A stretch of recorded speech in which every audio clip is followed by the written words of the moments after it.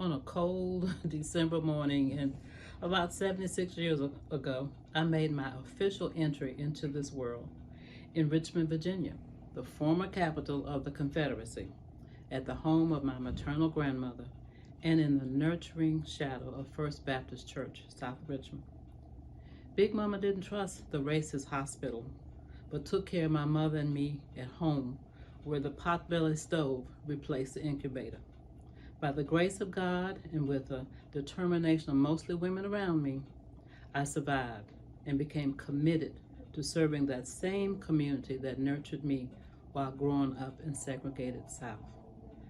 I've been aware of and suffered from injustices and inequities all my life.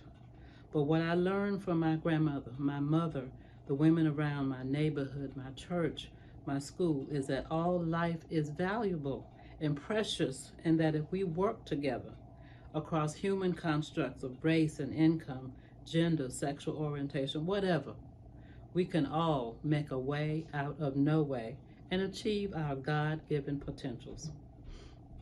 Back during the first March on Washington, we were focused on jobs, income, freedom, civil rights, voting rights, and racial equality. Those struggles continue today as we struggle for the same things. We women have been at the forefront of all of those struggles. I still remember the first time I met and spoke with Reverend Dr. King, not too long after the 1963 march. While I was a young 17-year-old freshman at Duke University, one of less than 10 black students on that campus at the time, I assured him that I was in this fight for the entirety of my life, for the long haul.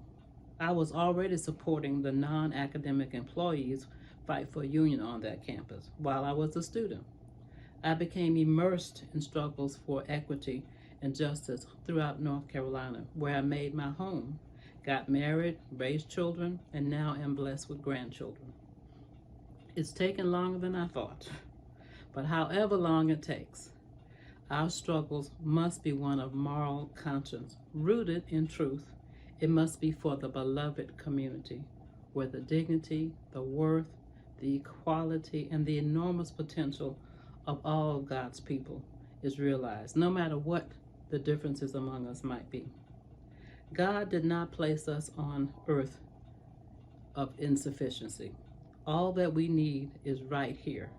We must learn how to live peaceably together, dividing things up as God would have it, not as our greed would direct us. All that we need to do is to learn how to love mercy, do justice, and walk humbly with our God.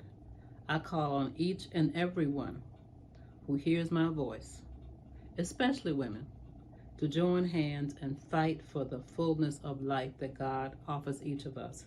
Let's walk together and not grow weary, or as we say in North Carolina, forward together and not one step back.